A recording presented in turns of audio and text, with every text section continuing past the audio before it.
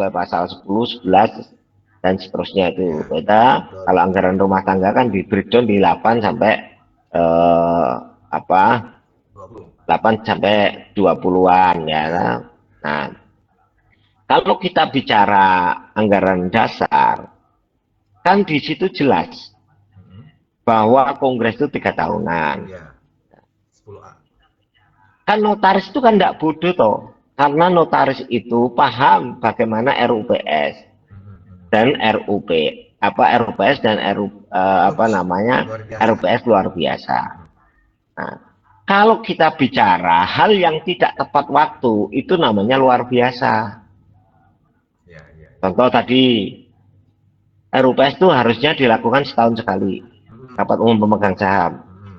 Dilakukan 11 bulan, itu tetap luar biasa namanya. Walaupun kurang. Karena kurang 1 tahun. Kurang 1 bulan. 10 bulan, 8 bulan, 9 bulan, 7 bulan, 6 bulan. Itu namanya RUPS luar biasa. Notaris semua se-Indonesia paham. Kalau RUPS ini dilakukan di tahun berikutnya, harusnya 12 tahun nih. Misalnya 13, kok 12 tahun? 12 bulan. Kamu jangan 9 bulan lahiran, bro. 12 bulan itu tentu kan anggaran dasar itu 11 bulan. Ya. Kemudian RUPS dijalankan 13 bulan. Namanya RUPS luar biasa. Karena lewat dari 12 bulan. Ya, Kongres juga begitu. Lah, apakah mereka itu sebodoh itu dalam memahami? Enggak, mereka tahu.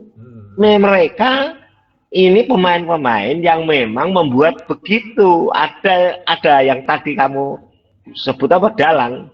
Ada di belakang layar ada orang-orang yang khawatir kalau ini berjalannya mulus. Gitu. Justru pertanggungjawaban keuangan inilah karena tidak sesuai dengan rencana. Rencananya kan ini kan mau dialihkan ke orang yang diharapkan bisa melindungi, gitu loh.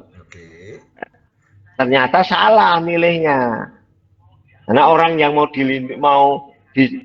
diharapkan ini sudah mau pensiun, menjelang pensiun dan sebagainya.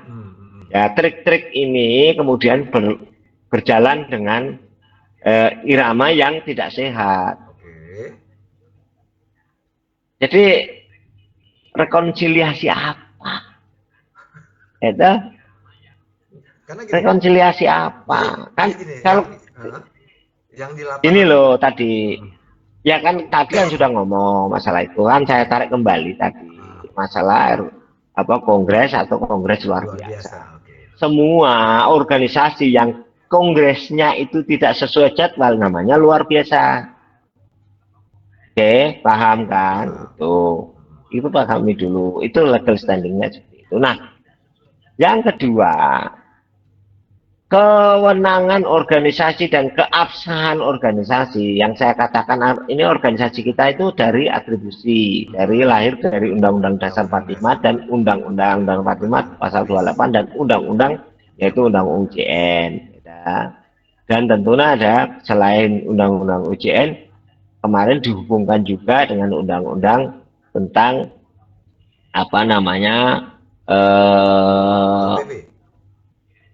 bukan organisasi sosial itu loh, ormas kan tuh. Nah, Statblad itu kan masih berlaku ya. Pasal 2 dan pasal 3 itu masih berlaku bahwa dalam Statblad, dalam Statblad 6870 itu tahun 70 nomor 68 bahwa yang namanya anggaran dasar, anggaran rumah tangga itu diwajibkan oleh pasal 2 dan pasal 3 ya. Oke, clear. Tujuannya apa? Tujuannya kan untuk supaya tertib. Yang aku kalau bicara disorder atau disorder, harusnya disorder bukan disorder. Kan harusnya kan tertib. Nah, orang tertib itu kalau mengikuti aturan. Jadi tadi yang saya katakan, Kalau mau rekonsiliasi, pertanyaan saya, kalau rekonsiliasi ini kan kalau positif toh, yang sana itu ada pembiasan terhadap pemaknaan yang sana sama sini. Nah ini kan enggak 25 pengwil. Oh, Musuh musuh berapa pengwil? 8. Enggak, ya oke lah, 8 lah, 8. 33. 25.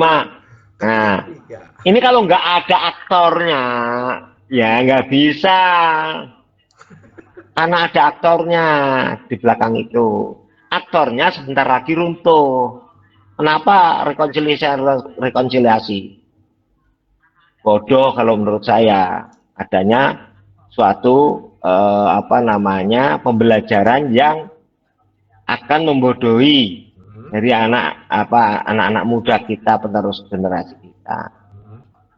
Nah sekarang kan sudah jalan apa adanya dulu saja. Mau diterima menteri atau enggak kan yang penting kan kongresnya kan sesuai dengan ini kan, dengan apa namanya anggaran dasar rumah tangga. Itu yang sesuai, itulah yang benar. Kalau nggak sesuai ya untuk apa? Iya. Kalau seperti itu kan sama aja mengesahkan suatu ini loh, suatu perdamaian itu boleh. Sifatnya keperdataan. Kalau suatu perdamaian yang bersifat pidana itu kan ada ketentuannya beda dengan yang keperdataan. Ya. Ya, kalau yang pidana itu kan kita kan apa namanya bisa restoratif justice, kalau gitu. Ya kalau itu masih di tingkat kepolisian atau kejaksaan. Kalau restoratif justice itu kan di situ ada deal di antara pihak itu kan, misalkan pihak yang ya ada sepakatan yang dirugikan, terus kemudian secara pidana juga kemudian dia misalkan aku tipu ya, misalkan 100 juta, kemudian kamu laporkan. Nah, itu sebenarnya penipuan kan sudah pidana. Tapi aku kemudian misalkan di dalam oke lah, terus ya aku sanggup galiin lah, kamu mau ya udah nggak apa-apa, itu namanya nanti direkonsiliasi, tapi istilahnya kalau dalam pidananya namanya restoratif justice. Kalau dulu yang seperti itu namanya, kalau dulu kan sebelum urusan ke polisi, itu kalau di pidana itu namanya ADR, Alternative Dispute Resolution. Itu didamaikan di situ. Ya, kalau sudah sampai ke pengadilan namanya mediasi penal.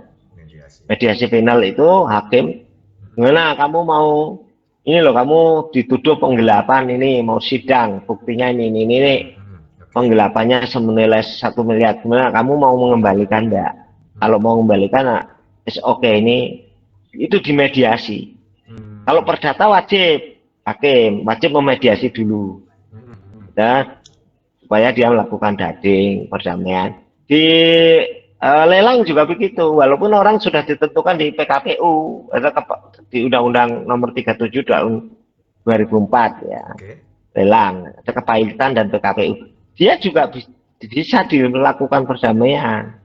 Ya nanti ada PKPU, ada ketentuan PKPU itu belum pailit, baru pengawasan terhadap partai ini. Kemudian SOK supaya tidak dirugikan, debiturnya bla bla bla bla bla dipanggil, ya, kemudian suruh membuat proposal kepada kreditor, kreditor merapatkan.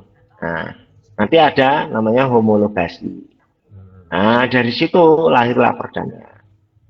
Nah, perdamaian memberikan sesuai proposalmu begini mau mengembalikan dengan ini. Nah, itu ada.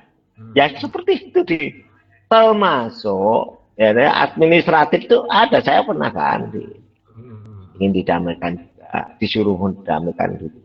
Itu